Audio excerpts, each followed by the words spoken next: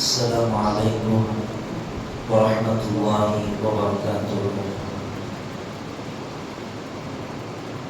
بسم الله العظيم القدرة والشان، شديد البطش والبرهان، حافظ الدين والقرآن.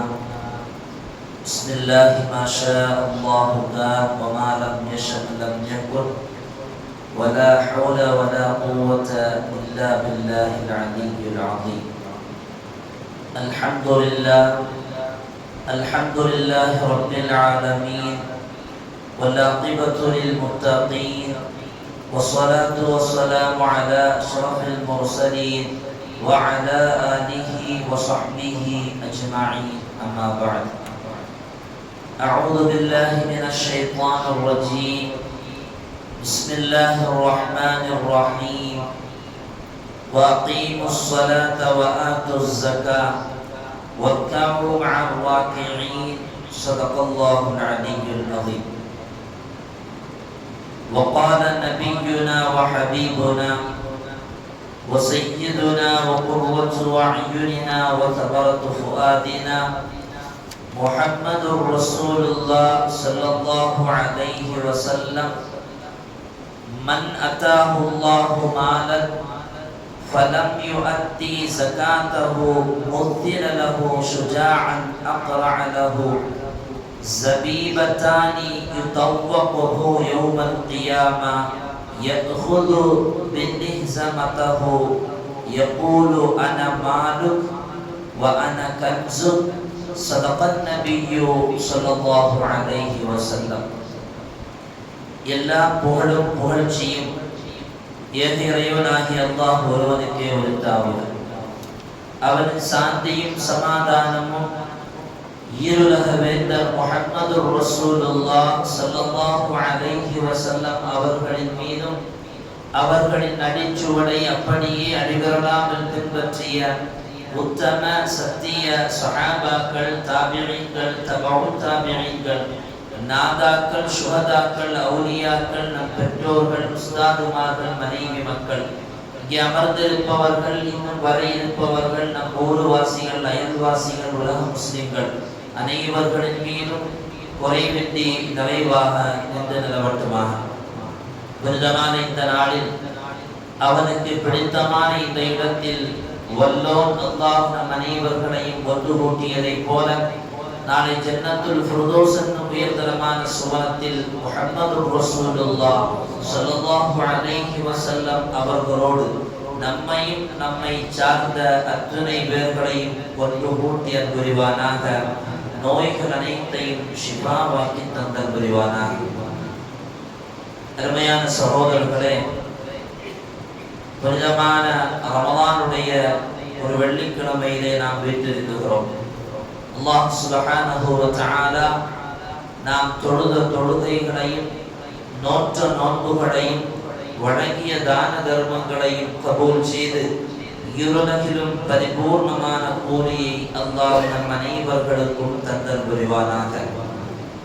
அருமையானவர்களே, ரமலான் வருகிற போதெல்லாம் இஸ்லாத்தின் ஐம்பெரும் கடமைகளில் ஒன்றான நோன்பை நோற்று வருகிற நாம் செல்வந்தர்களும் செல்வம் அடுத்தவர்களுக்கு வழங்குவதற்கு தகுதியாக இருப்பவர்களும் ஜகாத் என்று சொல்லப்படுகிற ஒரு கடமையை நினைத்து பார்ப்பதுண்டு. பெருமானார் ஸல்லல்லாஹு அலைஹி வஸல்லம் அவர்களுடைய ஒரு ஹதீஸ், புனியல் இஸ்லாமு அலா ஹம்ஸின், இஸ்லாத்தை அல்லாஹ் ஐந்தின் மீது கட்டி அமைத்திருக்கிறான். ஷஹாதத்து அல்லா இலாஹ இல்லல்லாஹ், வணங்கப்படுவதற்கு தகுதியானவன் அல்லாஹு அல்லாமல் வேறு யாரும் இல்லை. வஅன்ன முஹம்மதர் ரசூலுல்லாஹ், முஹம்மத் நபி ஸல்லல்லாஹு அலைஹி வஸல்லம் அல்லாஹ்வின் தூதர். வ இகாமஸ் ஸலாத், தொழுகையை நிலைநாட்டுதல். வ இதாஇஸ் ஸகாத், ஸகாத்தை கொடுத்தல். வ ஸௌமி ரமலான், ரமலான் மாதம் நோன்பு நோற்றல். வ தஹஜ்ஜுல் பைத்த, கஅபத்துல்லாஹ்வை ஹஜ் செய்தல். இந்த ஐந்தும் அல்லாஹ் ஒருவன், அல்லாஹ்வுடைய ரசூல், கண்மணி நாயகம் என்று ஏற்றுக்கொண்டவர்கள் செய்ய வேண்டிய கடமையான விஷயம். மூன்றாவது கடமையாக பார்க்கப்படுவது ஜகாத்தை தான். ஹிஜ்ரி 2ஆம் வருடம் ஜகாத் கடமையாக்கப்படுகிறது. ஜகாத்தை பற்றி குர்ஆனில் அல்லாஹ் 30 இடங்களில் நேரடியாகவும் 82 இடங்களில் மறைமுகமாகவும் ஜகாத்தை பற்றி அல்லாஹ் பேசுவான். அதிகமாக குர்ஆனை புரட்டி பார்ப்பவர்களுக்கு தெரியும், எங்கெல்லாம் தொழுகை தொழுகை என்று ரப்பு பேசுகிறானோ அங்கெல்லாம் ஜகாத் ஜகாத் என்று அல்லாஹ் பேசுவான். எங்கெல்லாம் தொழுகையை நீங்கள் நிறைவேற்றுங்கள் வஅகீமுஸ் ஸலா என்று சொல்லுகிறானோ அங்கெல்லாம் அல்லாஹ் வஆத்து ஸகா நீங்கள் ஜகாத்தையும் நிறைவேற்றுங்கள் என்று சொல்லுவான். தொழுகைக்கும் ஜகாத்திற்கும் ஒரு பெரிய தொடர்பு உண்டு. இரண்டையும் பிரித்து பார்ப்பவரோடு நான் போர் செய்வேன் என்கிறார்கள் சையதுனா அபூபக்கர் ரலியல்லாஹு அன்ஹு அவர்கள். அபூபக்கர் ரலியல்லாஹு அன்ஹு அவர்கள் பெருமானார் அவர்களுடைய வஃபாத்துக்கு பின்னால் ஆட்சியில் அமர்ந்த போது ஜகாத்தினுடைய கடமை யார் மீதெல்லாம் வந்ததோ அவர்களெல்லாம் ஜகாத்து கொடுக்க சொன்ன போது அவர்களில் சில அரபுகள் அதை மறுத்தார்கள். அப்படி மறுத்தவர்களை பார்த்து பேசிய வார்த்தை, வல்லாஹி லவ் மனஊனி அனாகத், ஜகாத் விஷயத்தில் ஒரு சின்ன கயிறு துண்டை யாராவது என்னிடம் இருந்து மறுப்பானேயானால் அவன் அதை மறுத்ததற்காக வேண்டி அவனோடு நான் போர் செய்வேன் என்றார். இதை கேள்விப்பட்ட உமர் ரலியல்லாஹு அன்ஹு அவர்கள் பேசினார்களாம், இது என்ன புதிதாக இருக்கிறது, ஜகாத்தை மறுத்ததற்காக வேண்டி போர் தொடுப்பதா, ஜகாத்தை மறுத்ததற்காக வேண்டி அவனோடு போர் தொடுப்பதா? அவன் லா இலாஹ இல்லல்லாஹ் முஹம்மதுர் ரசூலுல்லாஹ் என்ற கலிமாவை சொன்னவன் அல்லவா? அப்படிப்பட்டவனுடைய உதிரத்தை இரத்தத்தை சுண்டி பார்ப்பதும் அவருடைய பொருளை இழுத்து பார்ப்பதும் நல்லதல்லவே என்று சையதுனா உமர் ரலியல்லாஹு அன்ஹு அவர்கள் அபூபக்கர் சித்தீக் ரலியல்லாஹு அன்ஹு அவர்களுடைய இந்த பேச்சுக்கு எதிர் பேச்சை அங்கே வைத்த போது அபூபக்கர் ரலியல்லாஹு அன்ஹு அவர்கள் விளக்கம் சொன்னார்கள், அன்ன ஸகாத முஸ்தஹக்கத்துன் ஃபீ மாலிஹிம் யஜிபு அலைஹிம் அதாஉஹா. எவனுக்கெல்லாம் பொருளாதாரம் இருக்கிறதோ அவனுக்கெல்லாம் ஸகாத் கொடுப்பது கடமை. எதை போல தெரியுமா? அன்ன ஸலாத ஃபரீதத்துன், எவன் மீதெல்லாம் தொழுகை கடமையோ, எவனெல்லாம் முஸ்லிமாக இருக்கிறானோ அவனுக்கெல்லாம் தொழுகை கடமை. அந்த தொழுகையை மறுப்பது, தொழுகையை விடுவது, தொழுகையை இல்லாமல் வாழ்வது ஒருபோதும் அவனுக்கு அனுமதி இல்லையோ அதே போல ஜகாத் கடமையானவர்கள் எல்லாம் ஜகாத் கொடுக்க வேண்டும். லா ஃபர்க பைனஹா வ பைனஸ் ஸலா, தொழுகைக்கும் ஜகாத்துக்கும் இடையில் எந்த வித்தியாசமும் இல்லை. வல்லாஹி வல்லாஹி, ஒருவேளை ஜகாத்தையும் தொழுகையையும் எவனாவது பிரித்து பார்ப்பானேயானால் அவனோடும் நான் போர் தொடுப்பேன் என்றார்கள் சையதுனா அபூபக்கர் சித்தீக் ரலியல்லாஹு அன்ஹு. இந்த விளக்கத்தை கேட்டவுடன் உமர் ரலியல்லாஹு அன்ஹு அவர்கள் புரிந்து கொண்டு அவர்கள் பேசினார்களாம், இவ்வளவு விளக்கம் இருக்கிறதா? ஃபஅரஃப உமர் வஸ்ஸஹாபா ரலியல்லாஹு அன்ஹு, உமர் மட்டுமல்ல எல்லா சஹாபிகளும் ரலியல்லாஹு அன்ஹும் அன்னஹுல் ஹுக்முஷ் ஷர்இய்யுஸ் ஸஹீஹுத் தாபிது பிகிதாபில்லாஹி வ சுன்னத்தி ரசூலில்லாஹ். இது அல்லாஹ்வுடைய வேதத்தை கொண்டும் கண்மணி நாயகத்தினுடைய வழிமுறையை கொண்டும் உறுதியாக்கப்பட்ட ஒரு ஷரீஅத்தினுடைய சட்டம் என்பதை அன்றுதான் நாங்கள் விளங்கிக் கொண்டோம் என்றார்கள் சையதுனா உமர் ரலியல்லாஹு அன்ஹு அவர்கள். ஷரீஅத்தில் ஜகாத் எவ்வளவு பெரிய முக்கியமானது, தொழுகையை எவ்வளவு கடமையாக கண்ணாக பார்க்கிறோமோ அதே போல ஜகாத்தையும் இன்னொரு கண்ணாக பார்க்க வேண்டும். ஒற்றை கண்ணனாக மாறிவிடக் கூடாது. நிறைய பேர்கள் நினைப்பது ஜகாத் என்பது பொருள் படைத்தவர்களுக்கு தான் ஜகாத் கடமை என்று, அல்லது பொருளாதாரம் எனக்கு சொந்தமான, நான் அதற்கு மாலிக் உரிமையாளர், என் பொருளை எப்படி திருப்ப வேண்டும், எது செலவழிக்க வேண்டும், யாருக்கு கொடுக்க வேண்டும் என்பதை நான் முடிவு செய்வேன். அது என்ன ரப்பு சொல்லி நான் வழங்குவது என்று பேசுபவன் மடையன். குர்ஆனில் ஒரு ஆயத்து வரும், வலில்லாஹி முல்குஸ் ஸமாவாத்தி வல் அர்த், வானமும் பூமியும் அல்லாஹ்வுக்குரியது. வமா பைனஹுமா, அது மட்டுமல்லடா வானமும் பூமிக்கும் உள்ளால் என்னவெல்லாம் இருக்கிறதோ அது கடுகளவு இருக்கக்கூடிய பொருளாக இருந்தாலும் சரிதான். மா யஷாஉல்லாஹ், அல்லாஹ் நாடாமல் ஒன்றும் இல்லை. வல்லாஹு அலா குல்லி ஷைஇன் கதீர், அனைத்தின் மீதும் அவனே சக்தி படைத்தவன். ரப்புக்கே சொந்தம், உனக்கு வந்ததல்ல. இந்த உலகத்தில் அவைகளை எல்லாம், ரப்பு படைத்தவைகளை எல்லாம் வெறுமனே உபயோகிப்பதற்காக வேண்டி படைக்கப்பட்டவன் மனிதன், அவ்வளவுதான். எனவே அவன் இந்த உலகத்தில் சம்பாதித்தவைகள் எல்லாம் அவனுக்கு சொந்தமானது. அவன் நினைப்பதை சாதிப்பான், கொடுப்பான் என்றெல்லாம் உரிமை கொண்டாடுவதற்கு ஒருவனுக்கும் உரிமை இல்லை என்கிறது குர்ஆன். இன்னல் அர்த லில்லாஹ், பூமி மொத்தமும் அல்லாஹ்வுக்கு தான் சொந்தம். அவன் நாடியவனுக்கு அல்லாஹ் வாரி வணங்குவான். வல் ஆகிபத்து லில் முத்தகீன், ஆனால் அவன் கொடுத்தவர்களில் நல்லவர்களுக்கு மட்டும்தான் முடிவு நல்லதாக இருக்கும். சமீபத்தில் வாட்ஸ்அப்பில் ஒரு செய்தியை பார்த்திருப்போம், காணொளி.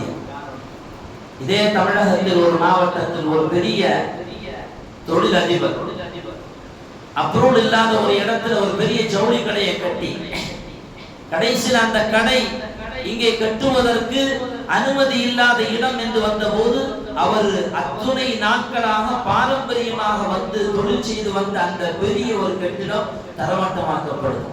காலையில் பணக்காரனாக இருந்தவன் மாலையில் பாப்பர் சூட்டாகிறான், மாலையில் ஒன்றும் இல்லாமல் இருந்தவன் காலையில் அதிபதியாகிறான். இதுவெல்லாம் ரப்பருடைய திருவிளையாடல்.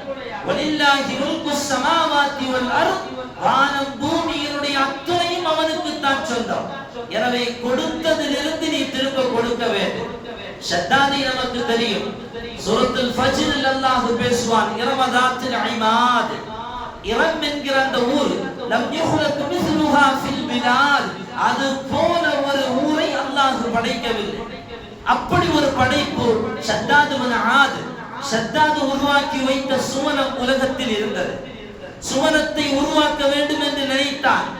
அந்த பகுதியில் அவன் உருவாக்கிய சுவனத்தை பற்றி முஆவியா ரலியல்லாஹு அன்ஹு ஆட்சி காலத்தில் அந்த பக்கமா தான் ஒட்டகம் காணாமல் போனது என்று தேடி போன அப்துல்லாஹ் இப்னு திலாபா என்பவர் கூறுவார், நான் ஒரு ஊருக்கு போனேன், வித்தியாசமாக இருந்தது. பவளங்களும் வைரங்களும் வைடூரியங்களும் சாலைகளில் சாலைகளாக அமைக்கப்பட்டிருந்தது. வீடுகளுக்கு முன்னால் பவளங்கள் தொட்டிகளில் வைக்கப்பட்டிருக்கிறது. பவளங்கள் எல்லாம் மேல் முகடுகளில் பதிக்கப்பட்டிருக்கிறது. ஆச்சரியமான ஒரு ஊரை நான் பார்த்தேன். என் ஒட்டகத்தை தேடி போன போது என்று அப்துல்லாஹ் இப்னு திலாபா ரலியல்லாஹு அன்ஹு அவர்கள் முஆவியா ரலியல்லாஹு அன்ஹு இடத்தில் வந்து சொல்லும்போது, வரலாற்று ஆசிரியரான ஒருவரை அழைத்து முஆவியா ரலியல்லாஹு அன்ஹு அவர்கள் விசாரிப்பார்கள். தகவல் சொல்லப்பட்டது, இது ஷத்தாதுடைய ஊர். இது ஷத்தாது உலகத்தில் வாழுகிற காலத்தில் அவன் உருவாக்கிய சுவனம். ஆனால் என்ன நடந்தது? உருவாக்கிய சுவனத்தில் ஒரு கால் உள்ளே ஒரு கால் வெளியே. சையதுனா மலக்குல் மௌத் அஸ்ராயில் அலைஹிஸ்ஸலாம் ரூஹ் எடுத்துட்டாங்க. உருவாக்கிற அந்த சொர்க்கத்துக்குள்ள போக முடியல. வலில்லாஹி முல்குஸ் ஸமாவாத்தி வல் அர்த், வானமும் பூமியும் அல்லாஹ்வுக்கு சொந்தம். யாரும் சொந்தம் கொண்டாட முடியாது. நாம நினைப்பதெல்லாம் நாம கிடைப்பதால் தான் நாம் கொடுக்கிறோம் என்று நினைக்கிறோம். இல்லை, கொடுப்பதால் மட்டும்தான் நமக்கு கிடைக்கும். கிடைப்பதால் கொடுப்பதல்ல மனிதன், கொடுப்பதால் தான் கிடைக்கும். அல்ல அல்ல குறையாத திருவுள்ளம் என்று சொல்வார்கள் அல்லவா? திரும்ப திரும்ப கொடுத்து கொண்டே இருந்தால் ரப்பு நமக்கு தந்து கொண்டே இருப்பார். சையதுனா முஹம்மதுர் ரசூலுல்லாஹ் ஸல்லல்லாஹு அலைஹி வஸல்லம் அவர்களுடைய ஒரு ஹதீஸை பார்க்க முடியும். ஒவ்வொரு நாள் சுபுகிலும் 2 மலக்குமார்கள் அல்லாஹ்வுடைய அடியார்களிடத்தில் வருகிறார்கள். யன்சிலானி, இருவர்கள் வந்து யாரெல்லாம் உலகத்தில் வாரி வணங்குகிறார்களோ அவர்களை பார்த்து சொல்வார்களாம், அல்லாஹும்ம அத்தி முன்ஃபிகன் ஹலஃபா, ரப்பை இவனுக்கு நீ வாரி வணங்கு என்பதாக.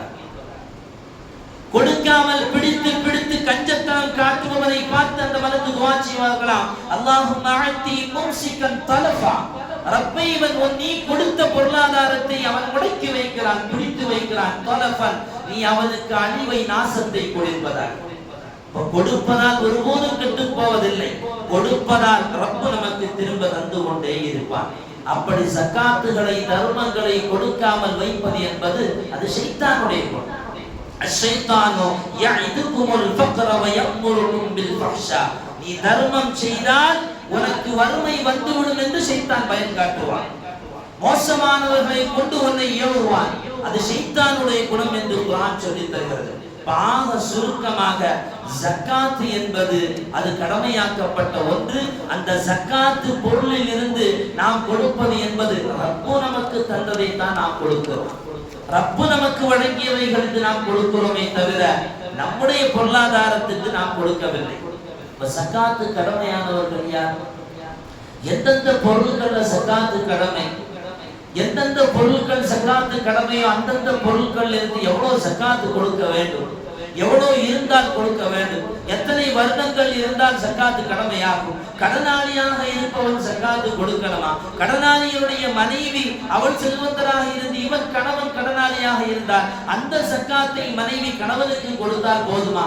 இதுவெல்லாம் ஷரீஅத்தில் மிக தெளிவாகவே நமக்கு சொல்லித் தரப்பட்ட செய்தி. பணத்தில் ஜக்காத்.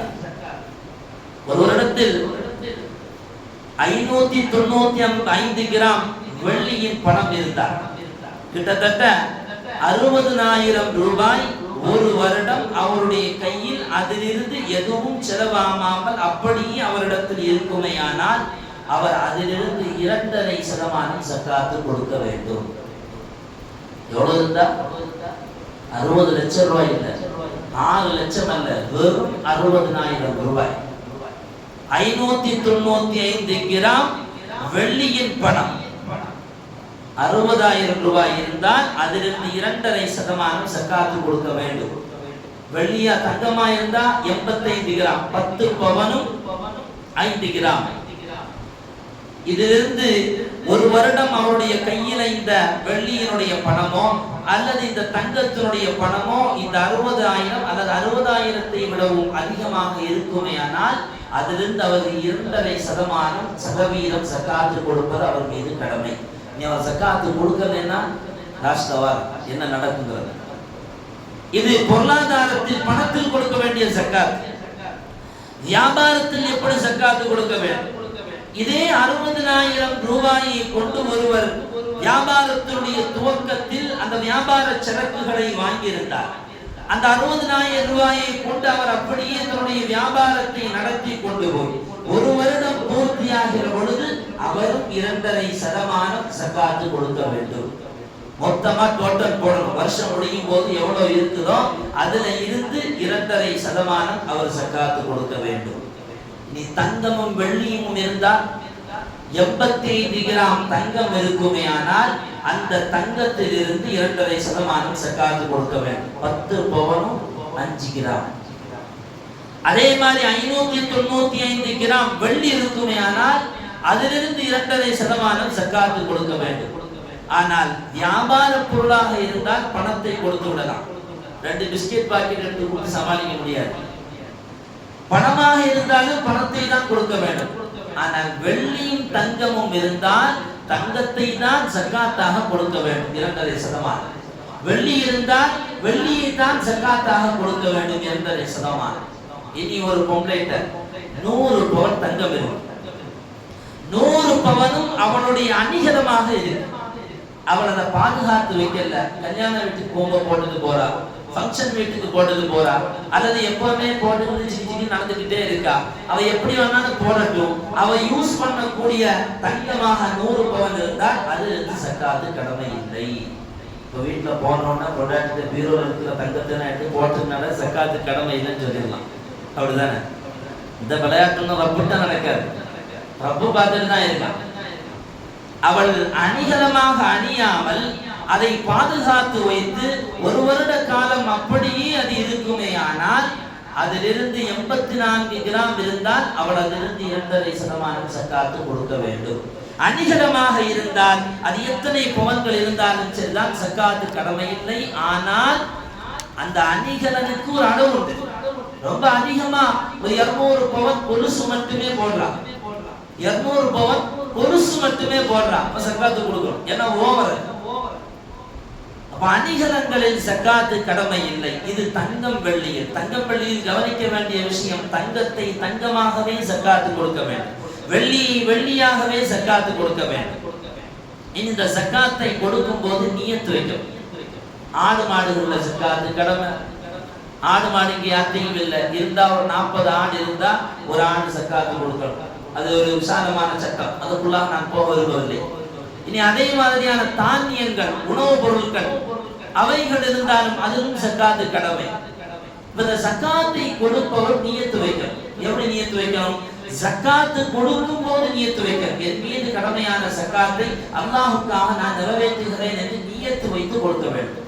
அல்லது அந்த ஜக்காத்தினுடைய பொருளில் இருந்து தன் மீது கடமையான ஜக்காத்தை எடுத்து மாற்றி வைக்கிற பொழுது நியத்து வைக்க வேண்டும். இந்த 2 நேரங்கள்ல ஏதாவது ஒரு நேரம் கண்டிப்பாக நியத்து வைக்க வேண்டும். இன்னமல் அமாலு பின்னியாத், அமல்கள் எல்லாம் நியத்தை கொண்டு தான் கபூலாக்கப்படும். அப்ப நியத்து கண்டிப்பாக வைக்க வேண்டும். இப்ப இந்த ஜக்காத்து யாருக்கு, யார் மீது கடமை? இப்ப தங்கம் எதுல எல்லாம் ஜக்காத்து கடமை? தங்கத்துல ஜக்காத்து கடமை, வெள்ளியில் ஜக்காத்து கடமை, தானியங்களில் ஜக்காத்து கடமை, பேரீச்ச பழங்களில் ஜக்காத்து கடமை, திராட்சைகளில் ஜக்காத்து கடமை, ஒட்டகத்தில் ஜக்காத்து கடமை, ஆடுகளில் ஜக்காத்து கடமை, மாடுகளில் ஜக்காத்து கடமை. 8 விஷயங்கள்ல 8 பொருட்கள்ல ஜக்காத்து கடமை. ஒருத்தர் 1 கோடி ரூபாவுக்கு ஒரு பெரிய வீடு போட்டிருக்காரு, 1 கோடி ரூபாய் செலவு பண்ணியிருக்காரு. அவருக்கு ஜக்காத்து கடமையான ஜக்காத்து கடமை இல்லை. அவர் கடன் எல்லாம் போட்டு முடிச்ச போல நம்ம தான் அவருக்கு பணம் கொடுக்குற மாதிரி இருக்கும். ஏன்னா முஸ்லீம்ல அதிகமான பேர்களும் சம்பாதிச்சு வர்ற பணத்தை பூரா வீடுல செலவழிச்சு கடனாளியா உட்கார்ந்துருக்காங்க. இப்ப அவங்களுக்கு ஜக்காத்து கடமை இல்லை. இனி யார் யாருக்கு ஜக்காத்தை கொடுக்க வேண்டும்? அதே 8 பாகம், 8 விவாகத்தில் 8 பேருக்கு தான் ஜக்காத்தை கொடுக்க வேண்டும். குர்ஆன் சொல்லுகிறது, இன்னமஸ் ஸதகாத்து லில் ஃபுகராஇ வல் மசாகீன், வலியவர், ஏழைகள், இஸ்லாத்தை புதிதாக ஏற்றுக்கொண்டவர்கள், ஜக்காத்தை வசூலிப்பவர். இன்னைக்கு அந்த ஜக்காத்தை வசூலிப்பவர்கள் லிஸ்ட்ல யாருமே இல்லை, அதனால அந்த லிஸ்ட் வராது. 4வதாக 5வதாக அடிமைகளை விடுதலை செய்யப்பட்டவர்கள், அதே போல கடனாளிகள், வழிபோக்கர்கள், அல்லாஹ்வுடைய பாதையில் யுத்தம் செய்பவர்கள், இப்படி 8 பேர்கள். இந்த 8 பேர்களுக்கும் ஜக்காத்து கொடுக்க வேண்டும். அப்ப நம்ம குடும்பத்துல நமக்கு ஈக்குவலா நம்முடைய சகோதரன் இருக்கான், நான் அவனுக்கு என் மீது கடமையான ஜக்காத்தை கொடுக்கிறேன்னா ஜக்காத்து நிறைவேறாது. ஏழைகள் யாரோ அவங்களுக்கு தான் ஜக்காத்தை கொடுக்க வேண்டும். ஏழைகள் அல்லாதவர்களுக்கு ஜக்காத்தை என்ன செய்யக்கூடாது? கொடுக்க கூடாது. அந்த ஜக்காத்து நிறைவேறாது. அதே போல இந்த ஜக்காத்தை கொடுக்கிறவர்கள் அவர்கள் நேரடியாக கொண்டு கொடுப்பது மிகவும் சிறந்தது. இஸ்லாமிய ஆட்சிக்கு உட்பட்ட நாடுகளாக இருந்தால் அந்த ஜக்காத்தை மன்னர் வசூலிப்பார். மன்னர் வசூலித்து அவரிடத்தில் அந்த நமக்கான ஜக்காத்தை நாம் ஒப்படைத்து விட்டால் அவர் அதை யாருக்கு கொடுக்க வேண்டுமோ கொடுப்பார். அவர் கொடுக்காமல் போனாலும் ரப்பிடத்தில் நமக்கு கேள்வி இல்லை. ஊர்ல இருக்கிற தலைவத்தையோ செக்ரட்டரியோ அல்லது நம்ம மாவட்டத்தில் இருக்கக்கூடிய காஜியிடத்தையோ ஜக்காத்தை கொண்டு கொடுக்க கூடாது. அவர்கள் அதை வாங்குவதற்கும் அனுமதி கிடையாது. இனி ஒருவேளை ஒருவரிடத்தில் ஜக்காத்தை ஒப்படைத்து என்னுடைய இந்த ஜக்காத்தை கொண்டு போய் இன்னும் நபர்கிட்ட கொடுத்துன்னு சொல்லி கொடுக்கிறதுக்கு மார்க்கத்தில் அனுமதி உண்டு. அப்படி கொடுத்து விடுகிற போது அந்த ஜக்காத்தை கொண்டு அவர் கொடுக்காமல் இருப்பாரே ஆனால் நாளை மறுமையில் அதற்கான கேள்வியும் நமக்கு உண்டு. ஜக்காத்து நம்ம நினைப்பதை போல ஒரு விளையாட்டான அமலும் அல்ல. அல்லாஹ்விடத்தில் நாளை மறுமையில் இதை பற்றிய கடுமையான கேள்வியும் உண்டு. ஸல்லல்லாஹு அலைஹி வஸல்லம் அவர்கள் சொன்னார்கள், மானிஉஸ் ஸகாத்தி யௌமல் கியாமா, நாளை மறுமையில் ஜக்காத்தை தடுத்து வாழ்ந்த இந்த உலகத்தில் அந்த மனிதன் பின்னால் அவன் நரகத்தில் சந்தோஷமாக இருப்பான், நரகத்தில் இருப்பான் என்றார். ஜக்காத்துக்கு விசாலமான விளக்கங்கள் உண்டு. தேவைப்படுபவர்கள் இன்ஷா அல்லாஹ் தொடர்பு கொண்டால் சொல்லலாம். எல்லாம் சும்மாவில் சொல்லி முடிக்கவும் முடியாது. சில சட்டங்களை சொன்னால் புரியவும் செய்யாது. ஒருத்தர் கடனாளியா இருக்கார். ஒருத்தர் அப்துல் காதர் என்ன செய்தாரு? இந்த அப்துல் சலாமுக்கு கடன் கொடுத்தார். இப்ப அப்துல் காதர் கடன் அப்துல் சலாமுக்கு கொடுத்திருக்காரு. இந்த அப்துல் சலாம் கடனை வாங்கிட்டு போயிட்டார். 1 வருடமாக இந்த கடன் கொடுத்தவருக்கு இந்த அப்துல் சலாம் என்ன செய்யல? திரும்ப கொடுக்கல. இவர் கொடுத்த கடனான அந்த பொருள் ஜக்காத்துடைய பெறுமதியை பெற்றது. அப்போ இந்த அப்துல் காதர் கடன் கொடுத்த இந்த அப்துல் காதருக்கு சக்காத்து கடமையான்னு கேட்டா அவர் மீது சக்காத்து கடமை. இவர் கடன் அல்லவா கொடுத்திருக்காரு 60,000 ரூபாய், இன்னும் கிடைக்கலையே அப்படின்னா இவர் திரும்ப கொடுக்கிற வரையிலையும் இவருடைய கடமையில சக்காத்து இருந்துகிட்டே இருக்கு. எப்போ இந்த பணம் திரும்ப வருதோ, எத்தனை வருடம் சக்காத்து கொடுக்கலையோ அவர் அத்தனை வருடத்துக்கும் 2.5% வைத்து சக்காத்து கொடுத்தாலே வேண்டும்.